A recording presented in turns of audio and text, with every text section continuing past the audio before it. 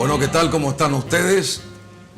Es extensa la presentación del invitado de hoy, por supuesto, es un invitado de lujo, el doctor Julio Daniel Mazzoleni Insfrán, flamante ministro de Salud, está con nosotros, así que vamos a darle la bienvenida. Un placer, ¿eh? Gracias, Bruno. Ministro, un placer, gracias por estar aquí.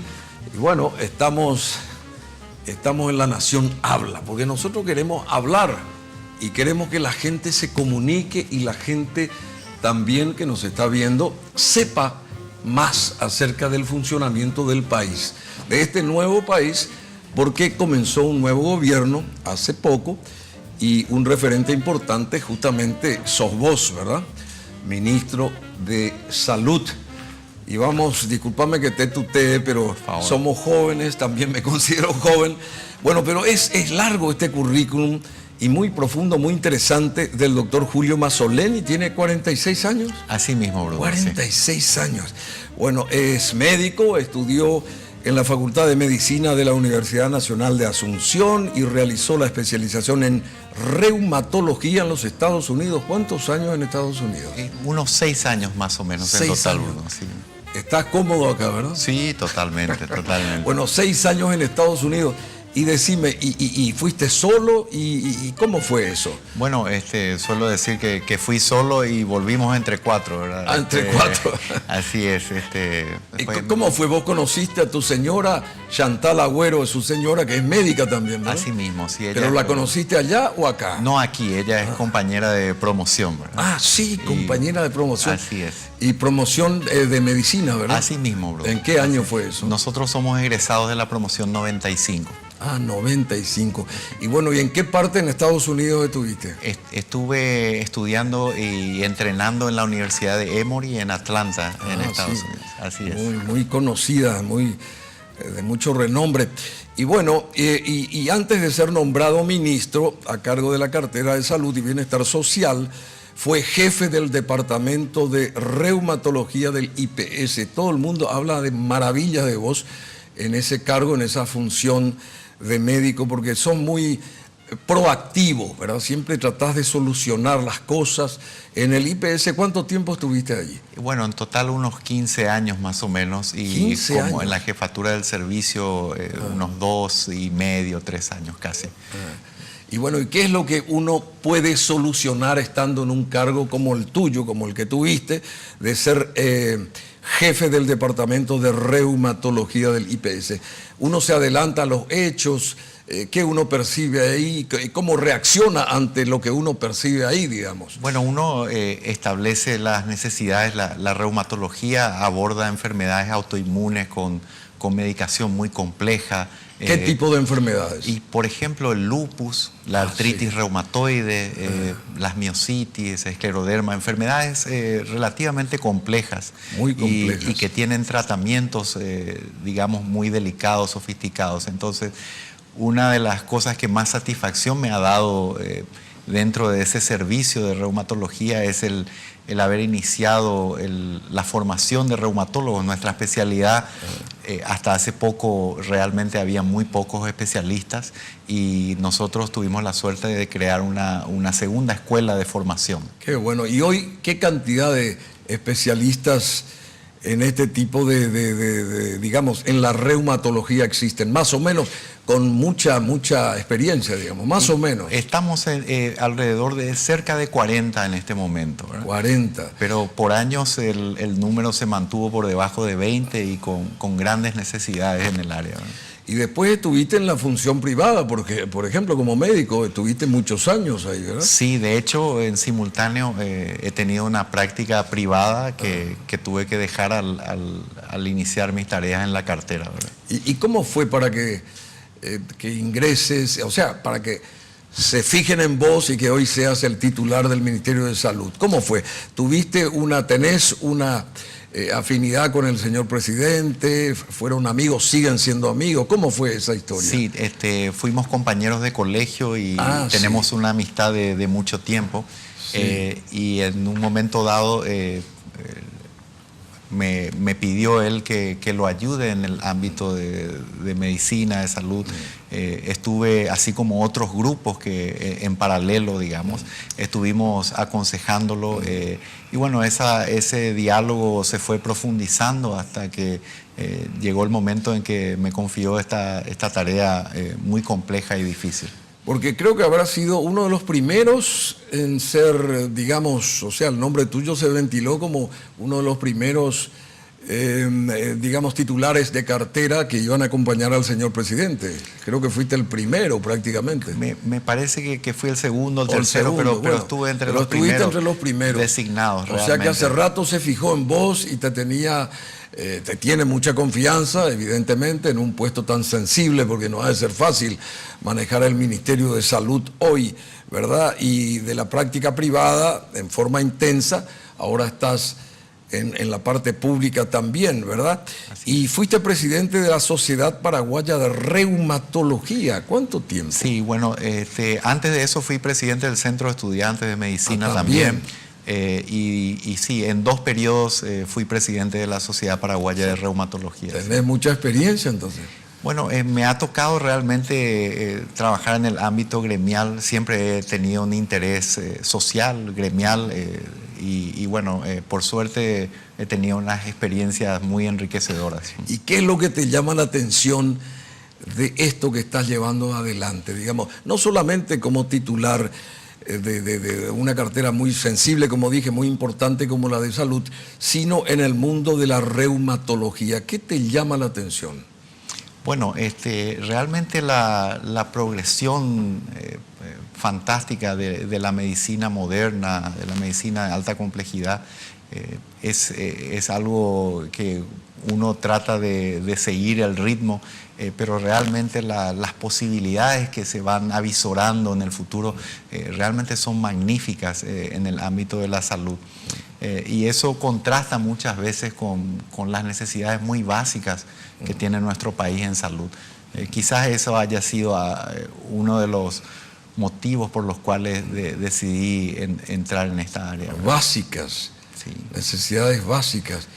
¿Cómo está la situación dentro del esquema de un Ministerio de Salud hoy en Paraguay? Y con muchas necesidades realmente muy importantes, y todavía tenemos unos indicadores realmente muy duros que duelen. Tenemos problemas muy serios de mortalidad materno-infantil aún. Tenemos necesidades básicas que resolver. Nuestros niños, muchos todavía fallecen de causas prevenibles. Entonces, esa realmente es una tarea ardua que tenemos por delante, ¿verdad? Y bueno, ¿y qué es lo primero que uno hace estando al frente de un ministerio? ¿Cómo se planifica, digamos, una mejora o un reencauzamiento de un ministerio al que llega tanta gente de todas partes de la geografía nacional y las necesidades?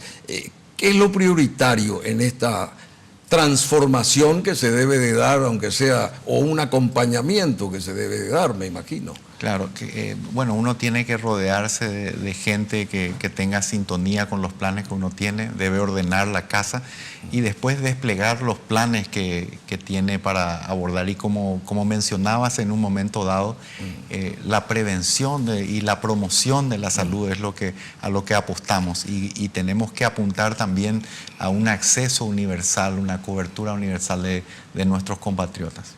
Y eso de la promoción va de la mano con campañas que se deben de hacer.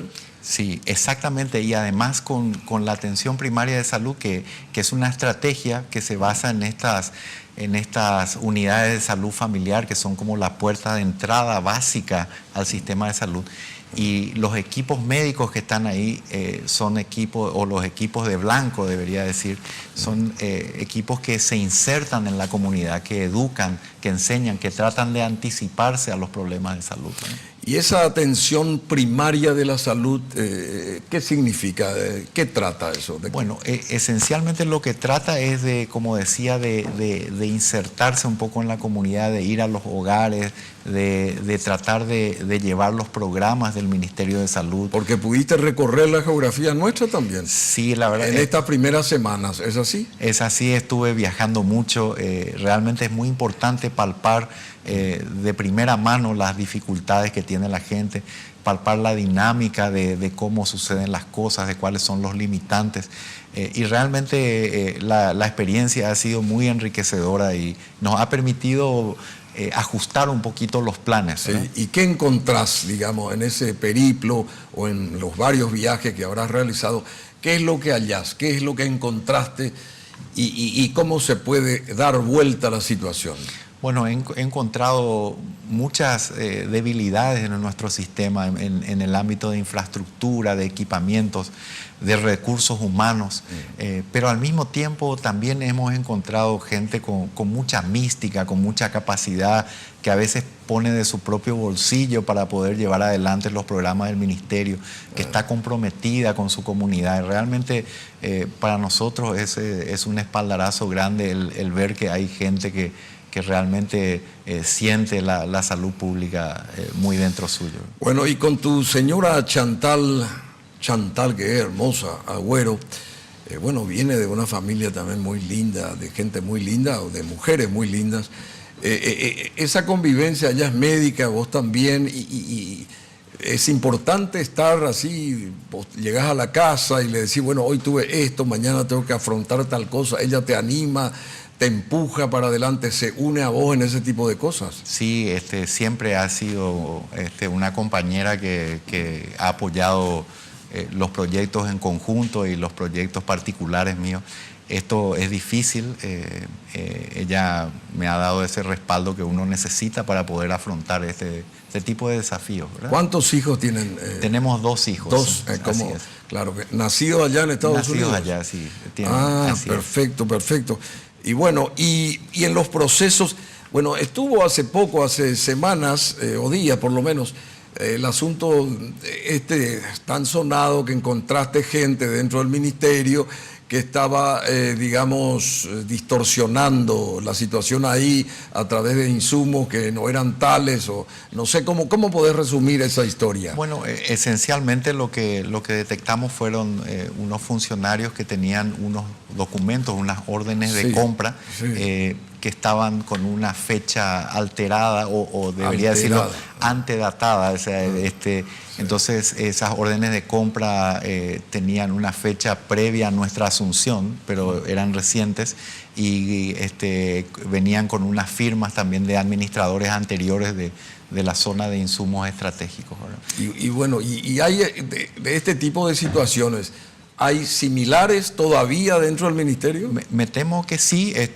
constituyen, yo creo, la minoría de los casos, pero lamentablemente existen algunos círculos de corrupción en varias dependencias. Y bueno, estamos trabajando en ello y poniendo después a disposición de donde corresponde a través de las denuncias en el ámbito legal, ¿verdad? ¿Y cómo se puede cortar eso? ¿Cómo poniendo cámara por todos lados? ¿Cómo se hace? Bueno, yo creo que en primer lugar tenemos un diagnóstico de algunas de las vulnerabilidades que tiene nuestro sistema desde el punto de vista administrativo y de otros ángulos también. Y bueno, trabajando sobre eso, poniendo gente que está comprometida con el trabajo y bueno, siendo muy cuidadoso y disciplinado ferramente.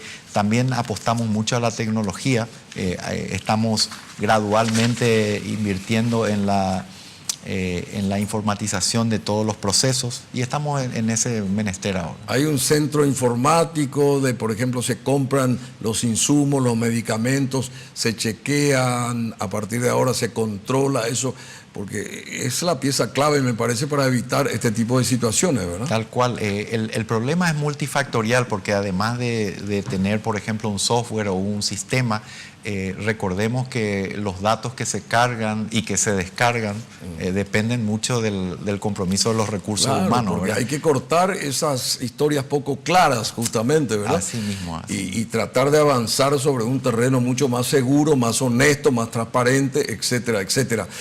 Pero, ¿qué hace falta para llegar a la atención, a la buena atención de salud en todo el país? ¿Y cuánto tiempo demandaría, a vuelo de pájaro, a criterio tuyo, esa transformación, digamos?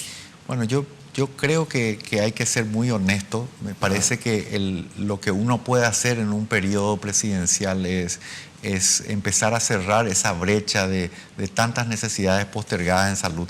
Es clave, como dice el señor presidente, estar cerca de la gente para poder palpar esas necesidades. Nosotros apuntamos a mejorar nuestra cobertura. Estas unidades de salud familiar hoy tienen una cobertura aproximada del 40%.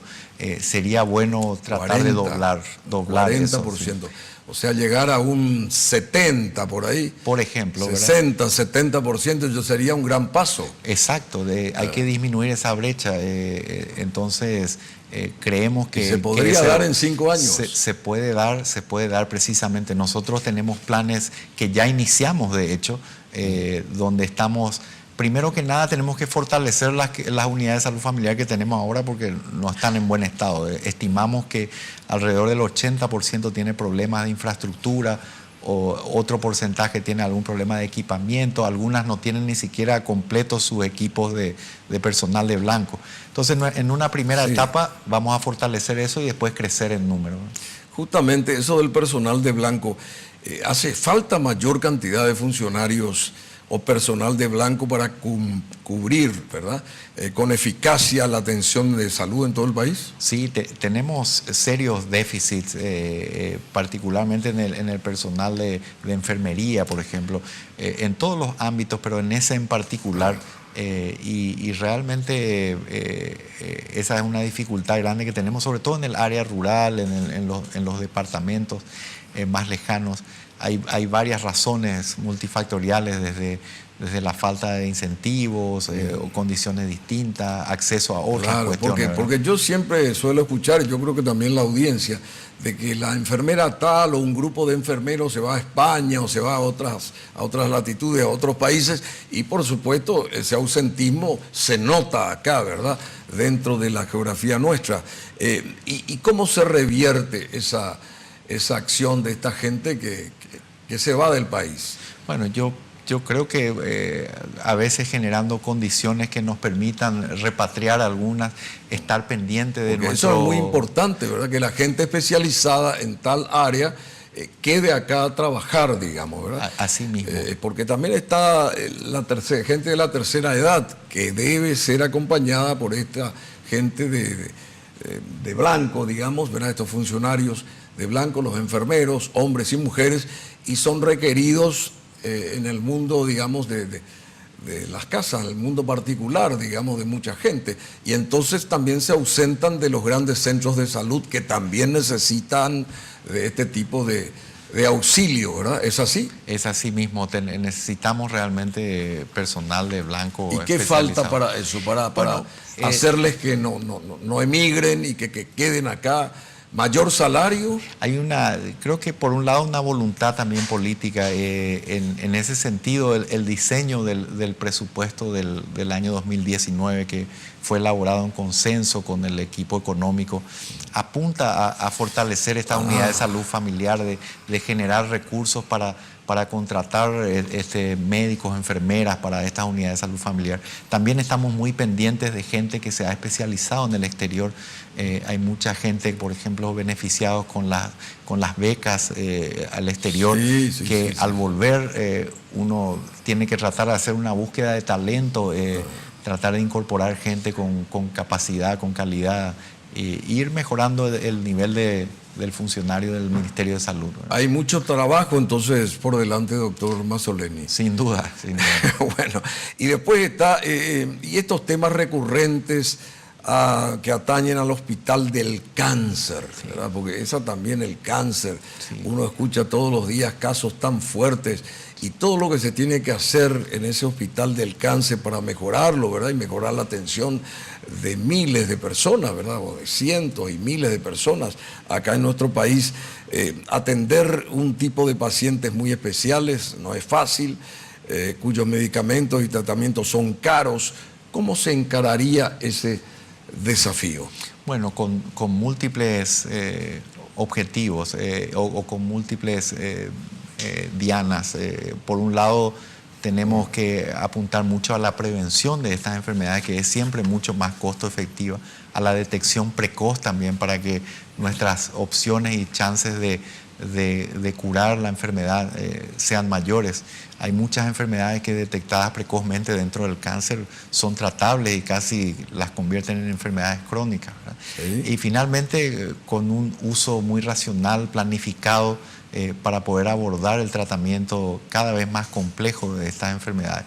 También tratando de buscar que haya un modelo sostenible para poder ofrecer a la gente que padece cáncer un tratamiento continuo. Y el Hospital Nacional de Itauguá, que también es un centro muy importante, ¿cómo se sostiene eso?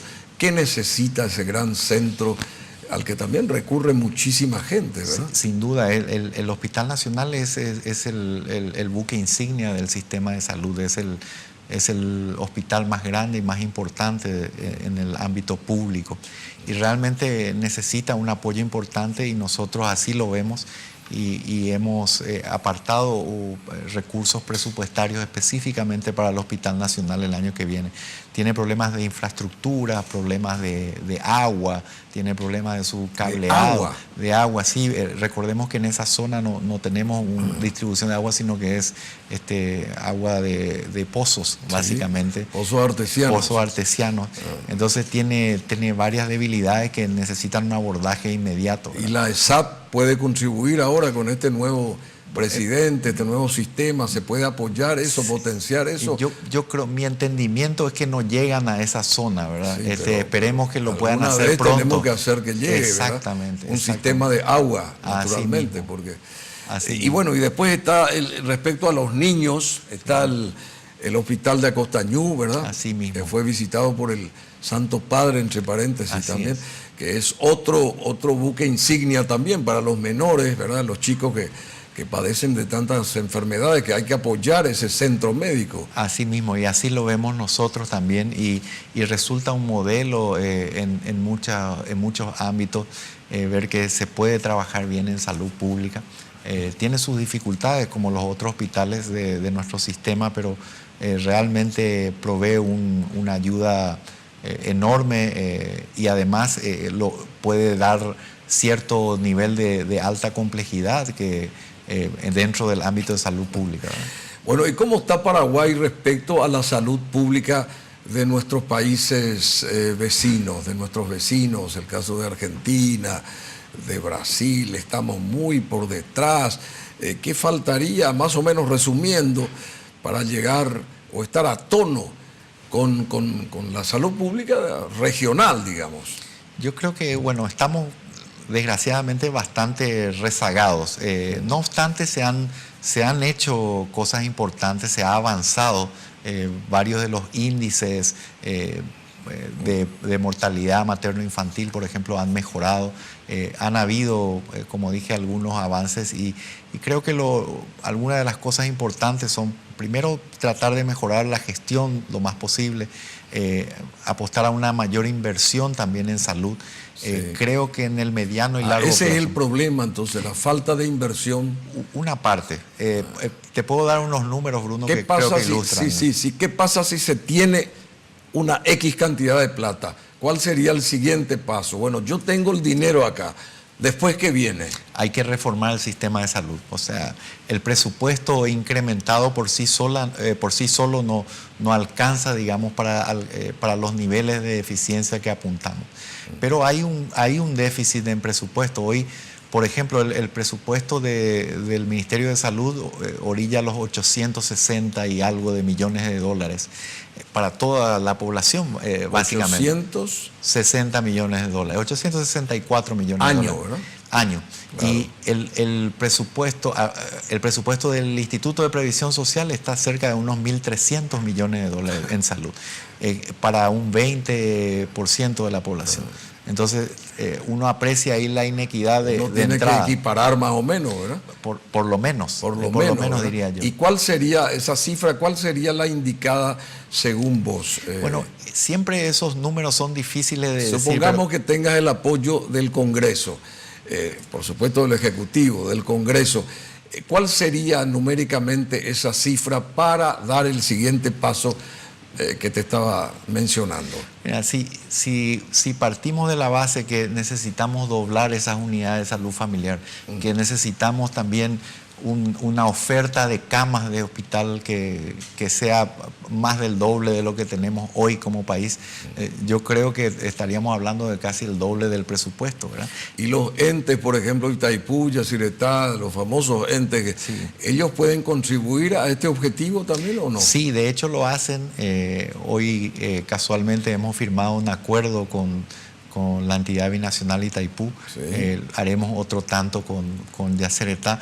Y creemos que esos son aportes importantes, pero deberíamos ir caminando hacia un presupuesto que esté menos ligado, digamos, a estas entidades, ¿no? Bueno, con el doctor Julio Mazzoleni, ministro de Salud, interesante esta charla porque la gente quiere saber, es un tema muy sensible, sostenemos, y tenemos todos que cooperar, que ayudar, porque esa es la verdad de la milanesa. Una sola persona o un equipo de gente, un puñado de médicos, por más que tengan toda la buena voluntad y todo el profesionalismo, no pueden solucionar una situación que se arrastra desde hace mucho tiempo. Todos tenemos que cooperar, todos tenemos que ayudar. Y también, supongamos que solicite esa duplicación de los 860 millones de dólares, era año, ¿verdad? Así es. Supongamos que se consiga eso. ¿Después qué se hace? Bueno, yo creo que lo que debemos hacer es integrar todos estos subsistemas de salud, como le llamamos, ¿verdad? Con el IPS de por medio. Por ejemplo, entonces, si nosotros tenemos esa integración, los recursos que invirtamos en salud van a ser mucho más eficientes, los resultados también, ¿verdad? Y vamos a poder asegurar una oferta de servicio, una cobertura más universal y el acceso de mucha gente, ¿verdad? Hoy hay varias inequidades en el sentido del dinero que se invierte en el ciudadano común, en el ciudadano que está en IPS, o inclusive hasta dentro de la función pública mismo. Algunos tienen un seguro privado, otros no lo tienen. Ese tipo de inequidades realmente tenemos que ir resolviéndolas como sociedad. ¿Cómo se hace eso? ¿Cómo se resuelve eso? Yo creo que con mucho diálogo. ¿A través del Congreso otra vez o cómo es? Me parece que más que el Congreso es ciertamente un actor clave, también necesitamos diálogo con los actores sociales, con la gente técnica en estos aspectos también. Y también es muy importante, me parece, siempre todo este tipo de desarrollo social necesita un sostenimiento financiero, económico, y también hay que buscarle sostenibilidad a estos procesos, ¿no? Y bueno, y organizaciones internacionales, se puede apelar a esas organizaciones internacionales para que contribuyan a centros médicos de alta calidad acá dentro de nuestro país en un periodo, digamos, de 5 años. ¿Se puede conseguir ese tipo de cosas? Sí, de hecho existe una larga tradición de relacionamiento de nuestro país con organismos cooperantes de todo tipo, desde asesorías, a veces pasando también por construcciones, infraestructura, etcétera, y justamente nosotros pretendemos seguir en esa línea de manera asociada o mejor supeditada a nuestro plan de gobierno en salud, ¿no? Bueno, ¿y cuál es un día, cómo es un día normal, cotidiano del doctor Mazzoleni, ministro de Salud? ¿Cómo es ahora, verdad? Ahora. Desde el 15 de agosto a esta parte, ¿cómo es? Quiero que revele eso al público, porque es importante también que la gente sepa cómo se mueve un titular de salud en su accionar para cumplir un montón de cosas, porque entra lo social también, ¿verdad? Uno tiene que cumplir, estar aquí, campañas de esto, de lo otro, que uno tiene que acompañar, valga la redundancia. ¿Cómo es un día normal en tu vida hoy? Bueno, los médicos estamos acostumbrados, por suerte, de alguna manera al ajetreo. Al ajetreo y a los horarios muy largos, que sin embargo la intensidad, digamos, de mi actividad actual es mayor a la que estaba acostumbrado, si bien los periodos de tiempo son similares. Me levanto muy temprano, hago un poco de ejercicio y luego voy trato de hacerlo, creo que eso nos permite un poco de... hay que cuidar la salud empezando por casa, y luego llegamos al ministerio temprano y Se suceden a veces reuniones estratégicas con gente del ministerio, recibimos a mucha gente, tratamos de viajar también bastante, por lo menos una vez a la semana. Y esto, viajar dentro del país. Dentro del país del punto de vista laboral. Pero digamos, médicamente, claro. Médicamente, o sea, exactamente. Tratando de recorrer distintas áreas de la geografía nacional. Ya te pusiste como meta eso. Así mismo, de hecho es una indicación de una sugerencia del señor presidente que tratemos de estar cerca de la gente y particularmente en salud, ¿verdad? La parte tecnológica, ¿qué significa dentro de la planificación que ustedes están, digamos, llevando adelante? Es una apuesta que hacemos, creemos que es clave realmente. La tecnología al servicio de la gente me parece que es lo que nos va a ayudar a poder empezar a mejorar esos aspectos que necesitamos. Desde algo tan tangible, tan palpable para la gente como esperar menos a su médico, o que el mismo número de médicos y de personal de blanco pueda atender más gente en menos tiempo. En menos tiempo. Que podamos recibir nuestros medicamentos de manera ordenada, que el director de un hospital sepa dónde están sus debilidades, cómo puede mejorar el flujo de pacientes, cómo puede mejorar la administración de medicamentos, cómo puede hacer más eficiente su hospital. Todo eso pasa por la tecnología. Todo eso pasa por la tecnología. Podemos comprar mejor medicamentos, podemos planificar mejor lo que necesitamos comprar, podemos planificar mejor las políticas de salud al tener datos que son más confiables y que son generados por estos sistemas. Entonces eso me parece que es clave. Bueno, ¿y qué pasó ahí en ese, ¿cómo que se llama el hospital del trauma? Siempre se suele decir, escoba nueva, barre bien todo lo que pasó al costado y comenzamos de vuelta. Pero ¿y si hay algo bueno que se hizo antes? ¿No se tiene en cuenta eso? Sí, se tiene en cuenta. Son etapas que a veces se cierran y otras que se abren. Hay enfoques diferentes. A veces se quiere vigorizar algo, fortalecer sintonías de equipo. Hay muchos aspectos realmente que median en la decisión que uno toma, ¿verdad? ¿Quién dirige ahora el Hospital del Trauma? El doctor Agustín Saldívar, que sí. También es de la casa, digamos, con muchos años del ámbito de trasplante y la cirugía vascular y también del... Se hicieron muchas mejoras ahí.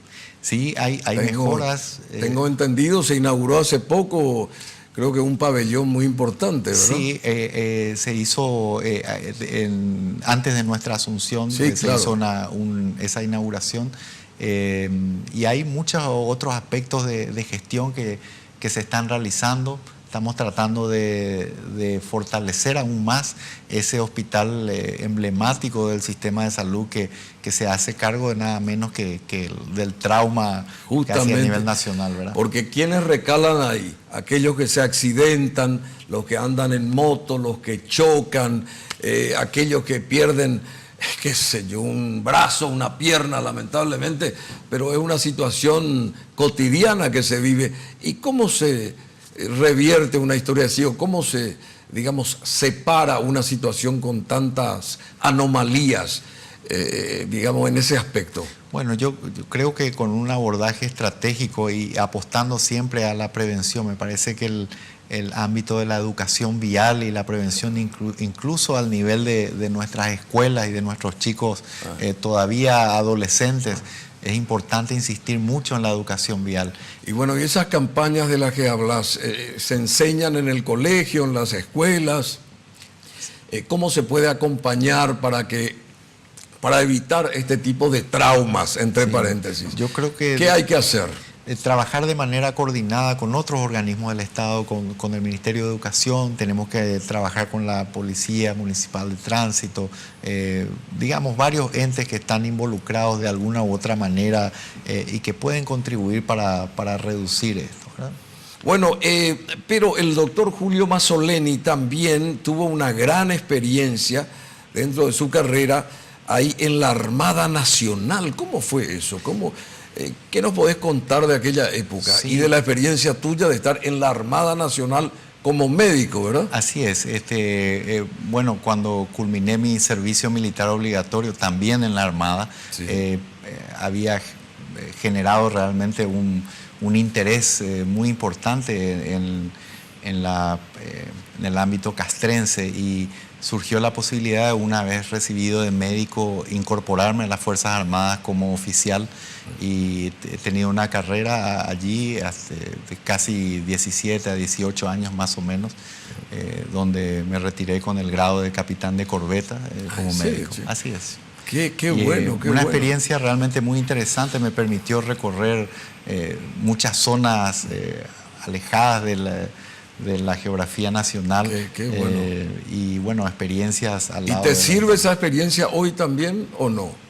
Sí, el personal... En el sentido de la metodología, Totalmente. de la disciplina. Totalmente, el personal militar tiene esa disciplina, está acostumbrado es estoico,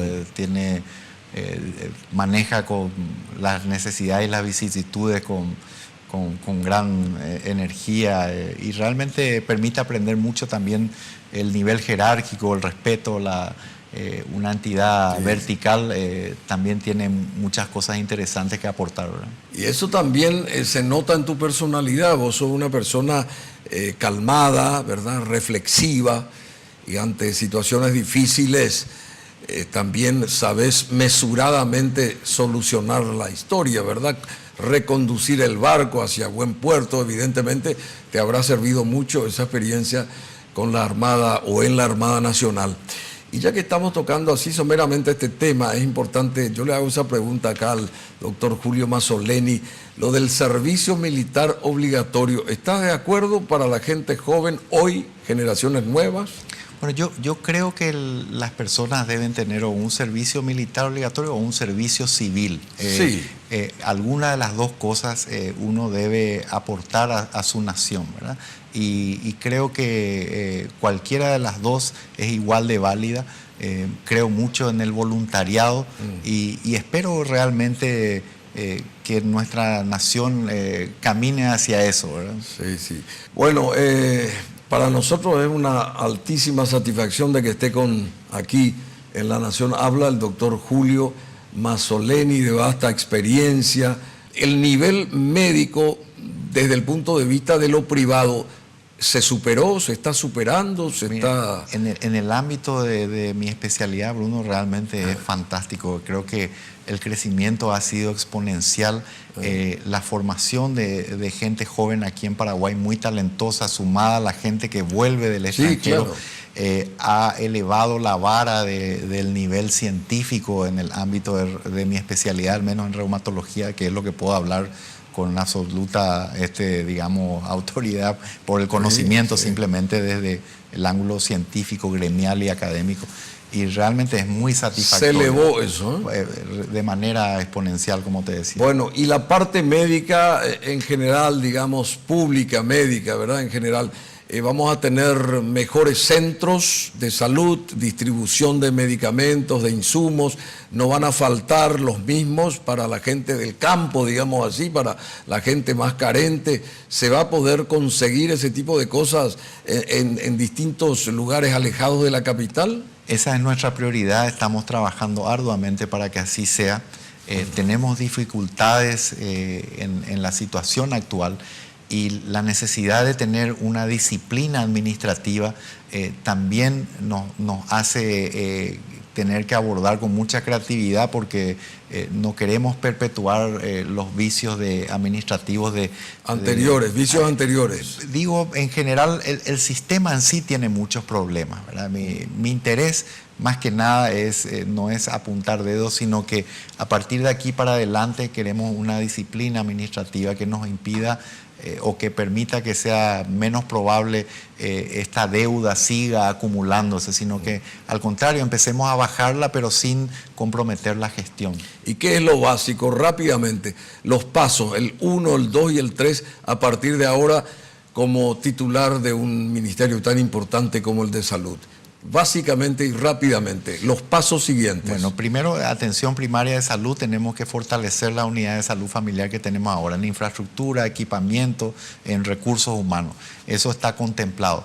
Tenemos que aportar el eje de tecnología que había dicho, eso es clave, es transversal a todos los problemas de salud, va a ayudarnos en todos los sentidos, y tenemos decidida una herramienta informática que vamos a implementar a nivel país, que vamos a ir haciéndolo gradualmente. Vamos a trabajar con la conectividad también con otros organismos del Estado, ¿verdad? Ah, conectividad, eso Sí. es muy importante, la conectividad. Así es.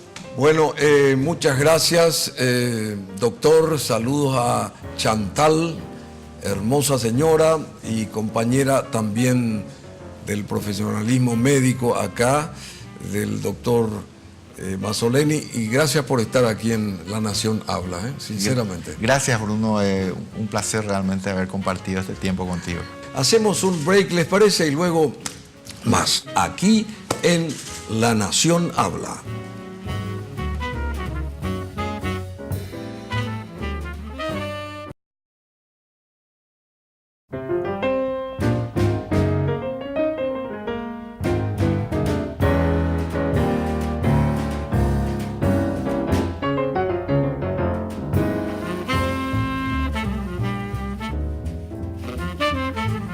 Bueno, y luego de hablar con el ministro de Salud acerca de la salud, vamos a entrar al mundo de la economía, de las finanzas, con dos jóvenes espectaculares que hicieron este libraco, que se llama, La nueva regulación financiera en Paraguay. Y estamos con los autores. ¿Cómo te va, Juanchi? Juanchi Manuel Gustale Cardoni. Y también Carly. Bruno, ¿Cómo te va? Carlos, sí. Lorenzo Codas Zavala. Así es, ¿verdad? un gusto, Bruno. Dos chicos jóvenes, dos referentes de la nueva generación de gente que hace cosas importantes. Miren lo que es el tamaño del libro y el contenido de este libro. Y relacionado a la economía, ya les decía, a las finanzas, a pesar de que ellos son abogados y desde muy jóvenes trabaron amistad, ¿verdad? Porque ustedes se conocieron en el Colegio San José. Así es. Puede ser. ¿Qué tal? ¿Cómo están? Bienvenidos. Un gusto, Muchas Bruno. Gracias por invitar. La Nación Habla se llama este programa. Y bueno, queremos justamente escuchar campanas jóvenes, interesantes, referentes distintos. Y este libro, ¿cómo surge este libro? Primero, esa amistad que ustedes trabaron hizo que hoy ustedes, trabajaran en un libro en conjunto también. Es así, Bruno. Realmente con Carly nos une una amistad ya de muchos años. Sí. Como bien dijiste, desde el Colegio San José. Y a partir de ahí, luego en la Universidad Nacional de Derecho, en el Banco Central del Paraguay, anteriormente en el Poder Judicial. Así que ya nos conocemos con Carly hace muchos años y hemos tenido el privilegio, desde mi óptica, de poder trabajar juntos en diferentes instituciones, como dije, el Poder Judicial, el Banco Central, y bueno, fue haciendo este libro en los últimos 2 o 3 años. 2 o 3 años, bueno, estuvieron 10 años más o menos en el Banco Central, ¿verdad? Sí, así es.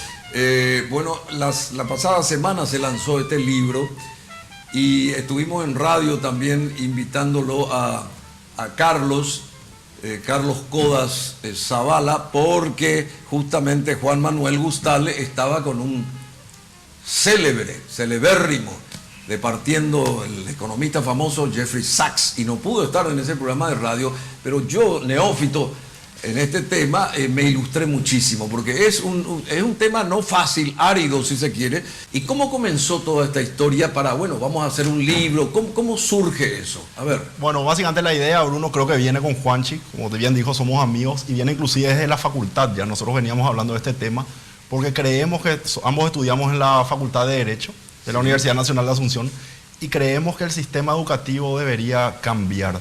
Aquí nos enseñan mucho a leer las leyes y a interpretar las leyes, pero nosotros siempre creímos y continuamos creyendo que nos tienen que enseñar a cuestionar. O sea, en universidades de otros países te enseñan qué y por qué generalmente las cosas. O sea, generalmente no te dan las respuestas necesariamente, sino que buscan los puntos de vista, y eso es lo que siempre quisimos hacer. Juanchi enseña, yo también generalmente lo hacemos. Sí, habitualmente a nivel de posgrado y demás. Y bueno, y es simplemente eso, es desafiar y asumir posturas, aunque nos podamos equivocar. Y probablemente en el libro nos hayamos equivocado en algunas posturas, pero es asumir posturas y dar sugerencias. Y esa fue la idea, por eso surge ese libro. Claro, porque ustedes están en el mundo de la abogacía, son jurisconsultos, o sea, para ahí viene la mano, por ahí viene la mano, pero se metieron en el terreno de la economía, de las finanzas. ¿Y qué ustedes pretenden con este libro? A ver, para la gente que por primera vez lo ve, ¿y cuánto cuesta este libro? ¿200.000? Sí, 200. ¿Se puede conseguir acá en Asunción? Se consigue en Asunción, en las librerías, en Intercontinental, en el lector. Y bueno, Bruno, para responder a tu consulta, sí, realmente, como decía Carly, nuestro propósito principal es que la gente pueda acceder a una fuente de consulta, sobre todo porque en Paraguay, en el sistema financiero, ya Carly como yo tenemos varios años trabajando en el ámbito, existen muy pocas fuentes a donde acudir al momento de una duda que uno pueda surgir en la operativa cotidiana del sistema financiero. Así que queremos que esta sea una herramienta provechosa para que la gente pueda entender la ley, por qué se hace, cuál es el espíritu, y bueno, claro, que a partir de ahí se puedan, como decía Carly, cuestionar y preguntar y mejorar todo lo que se pueda, ¿no? Bueno, y este libro tiene un montón de tópicos como la Ley General de Bancos y su modificatoria, también antecedentes, concordancias y comentarios, sucesivas reformas bancarias en el Paraguay, teorías regulatorias de los mercados financieros, crisis, prevención de las mismas y mitigación de riesgos. Porque hay que tener en cuenta todo eso. También globalización, innovación y desarrollo y el sistema financiero doméstico e internacional.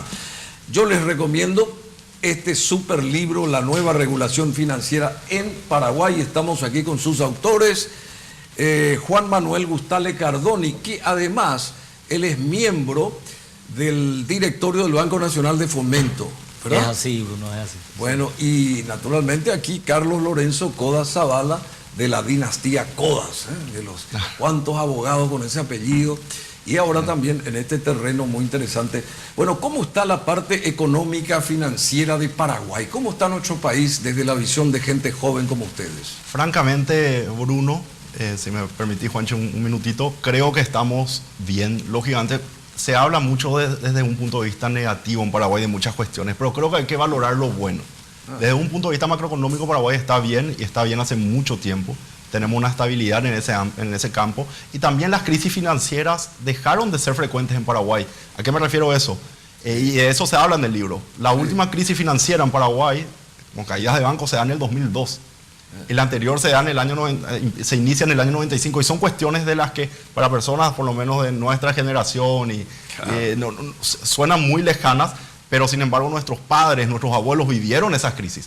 Entonces nosotros hacemos también un recuento en el libro de cómo se dio, de la relación fáctica de esas crisis, de cuáles fueron las reacciones jurídicas, o sea, qué leyes se promulgaron como consecuencia de eso. Y bueno, y finalmente explicamos o pretendemos por lo menos explicar por qué debe regularse el sistema. Bueno, pero cambiaron las leyes acá. Económico-financiera en Paraguay, ¿cambió mucho la historia? Sí, sin duda. Cambió después de la crisis del 96, del 95, se dicta la ley de bancos del 96, como reacción a esa crisis. Después de la crisis del 2002, que fue la de Banco Alemán, se dicta la ley del 2003, que es la del Fondo de Garantía de Depósito, que pretendía proteger a los depositantes. Y es la primera vez en la historia, me animo a decir, Juanchi, no sé si estoy equivocado, que se dicta una ley bancaria en tiempos de estabilidad. Entonces, todo eso, esa es una cuestión histórica, pero el libro inicia así. Y no solamente inclusive de la época anterior a la democracia ahora. Bueno, muy interesante. Y acá colaboró mucha gente para este material, ¿verdad? Gente de nivel, de mucho prestigio en el mundo económico-financiero. El caso de Carlos Fernández Valdovinos, ¿verdad? El expresidente del BCP, Santiago Peña también, exministro, Benigno López, actual ministro de Hacienda, estuvo con ustedes, porque es interesante destacar algo, porque ellos estando en el Banco Central, en la Casa Matriz, ¿verdad? Estaba Benigno López y estaba este señor... Don Jorge Corbalán era el presidente. Jorge Corbalán, que también, bueno, les tomaron exámenes a ustedes. ¿Cómo fue esa historia? Entre 600 jóvenes ustedes salieron los que lograron el objetivo, ¿verdad? ¿Cómo fue esa historia? Sí, fue así, Bruno, realmente. ¿Un concurso fue Un ese? concurso nacional de títulos, méritos y aptitudes que, bueno, se realizó en el año 2009 y Carly y yo pudimos ingresar al Banco Central del Paraguay en esa oportunidad. Siempre le estamos muy agradecidos, como decías, mucha gente colaboró con este Sí. libro y también nosotros nos consideramos con Carly bendecidos porque el Banco Central del Paraguay, al igual que a muchos otros jóvenes, nos dio la oportunidad de salir a estudiar al exterior. Tanto Justamente. Carly como yo pudimos hacer las maestrías. ¿Dónde estudiaste? ¿Dónde te...? Yo hice una maestría en regulación financiera en la Universidad de Londres, sí. en London School of Economics, y también hice posteriormente una maestría en administración pública en la Universidad de Harvard.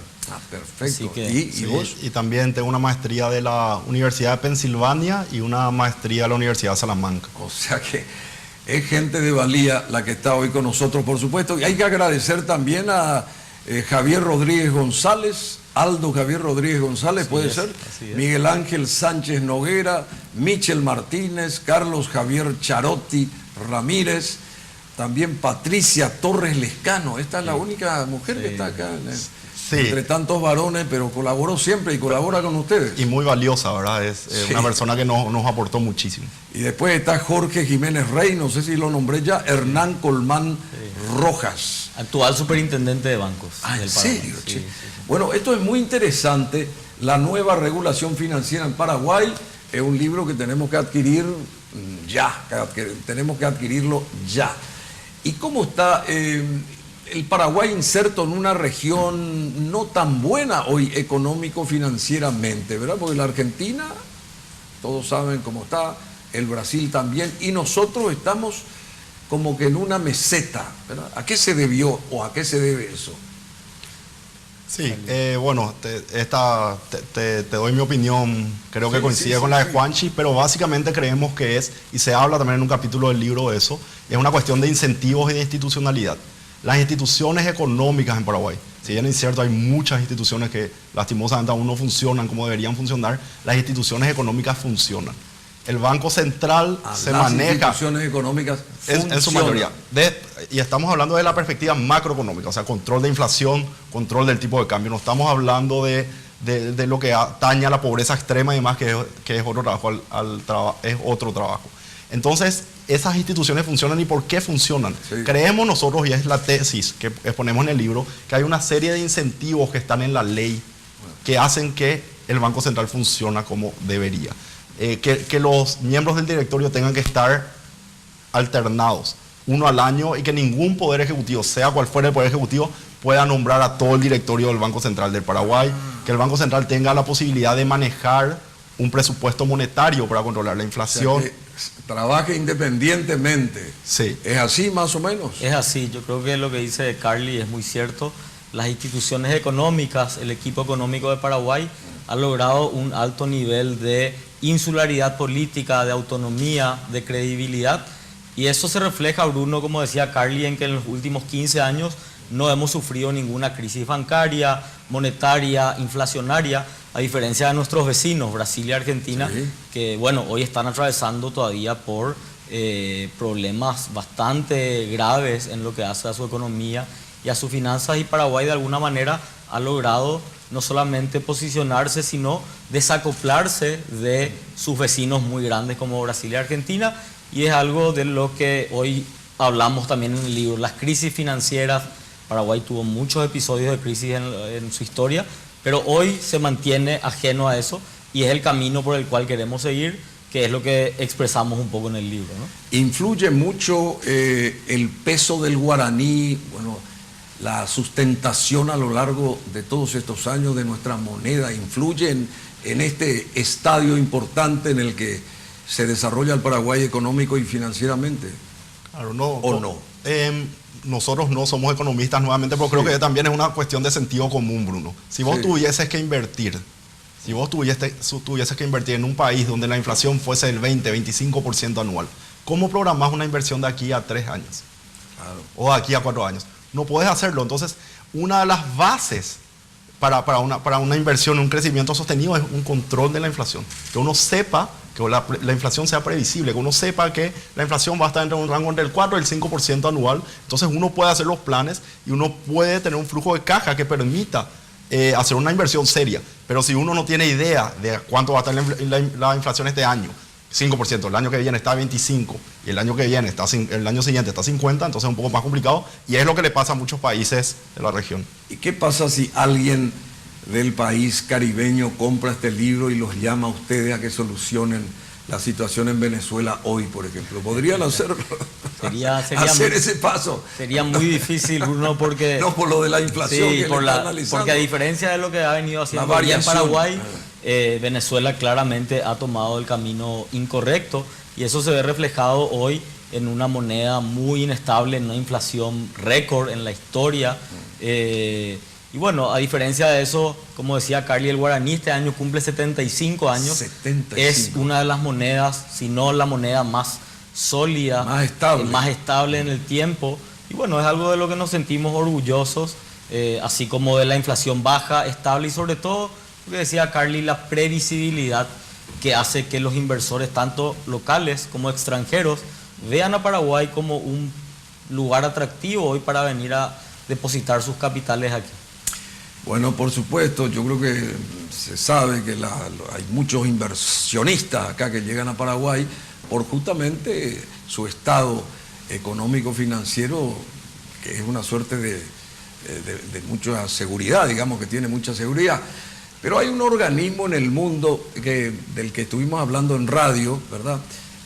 Tenemos en Radio Aspen un programa nosotros todas las siestas, de 12 a 14, y lo invité, ya había dicho, a Carlos Coda Zavala. El GAFI, ¿qué es el GAFI? Y forma parte también de esta investigación de ustedes en este libro, el GAFI. Sí, es así. A ver, bueno, ¿el grupo? El GAFI es el Grupo de Acción Financiera Internacional, es un organismo intergubernamental que tiene su sede en París, en Francia, y que básicamente nuclea a casi todos los países del mundo, donde se hacen evaluaciones mutuas para verificar el estado de cumplimiento y de eficacia de los países frente a lo que es el lavado de activos. El lavado de activos, ¿verdad? Bueno, es como una suerte de organismo supervisor, digamos, auscultador de lo que se hace bien y lo que se hace mal, ¿es así? Claro, y eso es importante también, Bruno, y se habla mucho en el libro de eso y mencionamos con Juanchi. Que cambió mucho y es lo que se conoce como derecho suave, ¿verdad? Soft law. En el sentido que hoy en día... Derecho suave. Derecho suave, ¿por qué? Porque no es ejecutable. Es decir, no se puede coaccionar al cumplimiento. ¿Por qué? Porque estos organismos solamente sugieren a los países. Pero tienen tanta fuerza a nivel internacional porque vienen con los mercados que muchas veces los países están compelidos al cumplimiento. Si uno no cumple con esas sugerencias de estos organismos, hay sanciones o te ingresan dentro de determinados parámetros, dentro de determinadas listas. La lista gris, por ejemplo, que no es tan buena. Justamente. ¿Y Paraguay está dentro de esa lista gris o está en la periferia, está fuera de la lista gris? Paraguay estuvo en la lista gris en el 2000, hasta el 2009 y luego, desde el 2009 y salió en el 2012. Y es una cuestión que... ¿Y ahora cómo estamos? Y el año que viene hay una evaluación, no estamos en la lista gris, pero cornisa estamos. Hay que trabajar muchísimo porque eso tiene incidencias, Bruno, para los importadores, exportadores, para los bancos. ¿Por qué? Porque todos los bancos en Paraguay no están aislados del mundo. Es una cadena, es una red. Entonces los bancos trabajan con bancos corresponsales en Estados Unidos, China, Australia, a los cuales les mandan las remesas, por ejemplo, o las transferencias o reciben.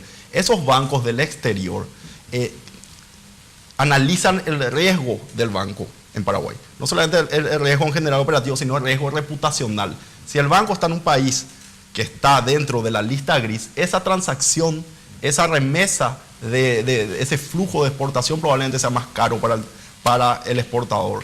Bueno, pero están las otras listas, ¿verdad? Y creo que una lista negra, una lista roja, ¿es así? Sí, es así, Bruno. Que son más peligrosas que la lista gris, inclusive. Sí, funciona, como decía Carly, como un mecanismo coercitivo.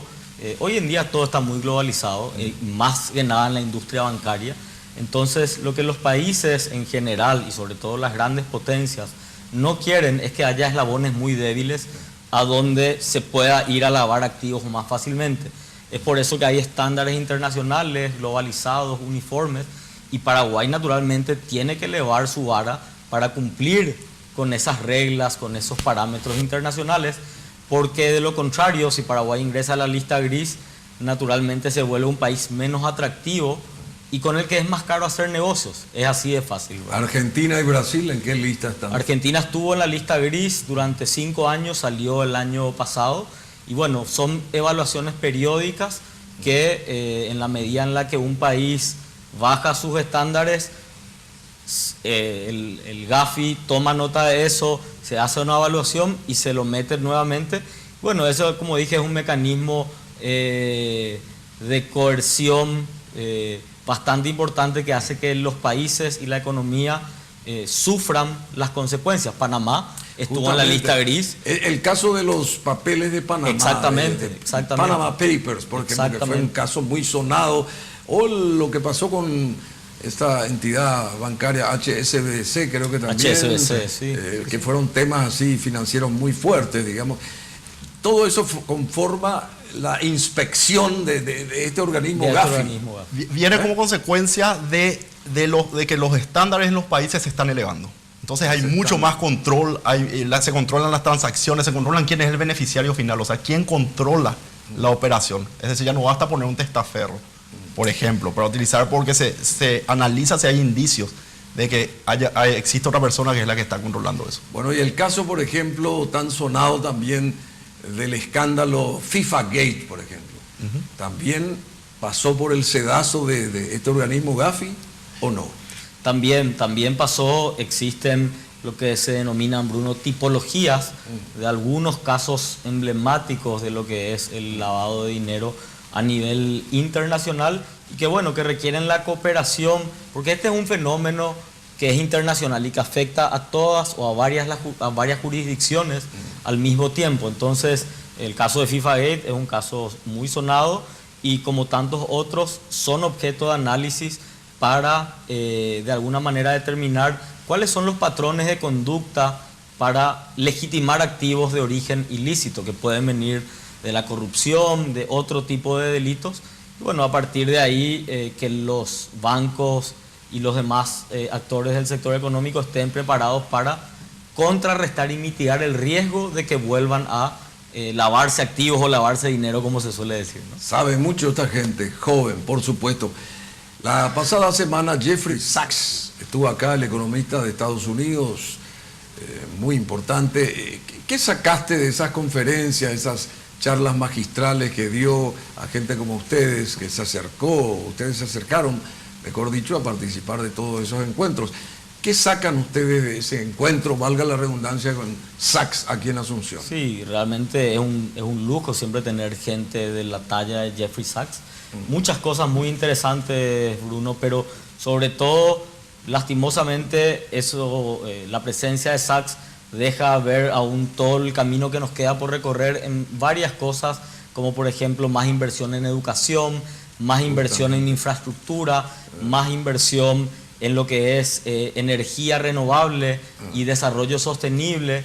Así que realmente es muy interesante. Ya Paraguay ha venido haciendo las cosas muy bien en términos macroeconómicos, se ha fortalecido la institucionalidad y a partir de ahora... ¿Cuál es ese siguiente paso? Claro, el siguiente paso es invertir más en educación, invertir más en lo que es energía renovable y en desarrollo sostenible.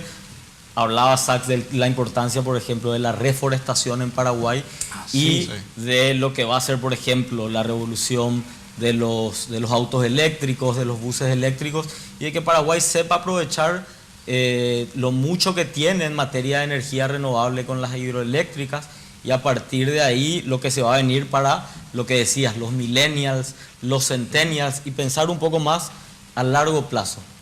¿Cómo va a evolucionar nuestro país en 10, 15, 20 años? Y el 2023 habló de la nueva... Se metió en ese tema y no solamente piensa en el 2023, sino que va más allá y piensa ya en el Paraguay 2030.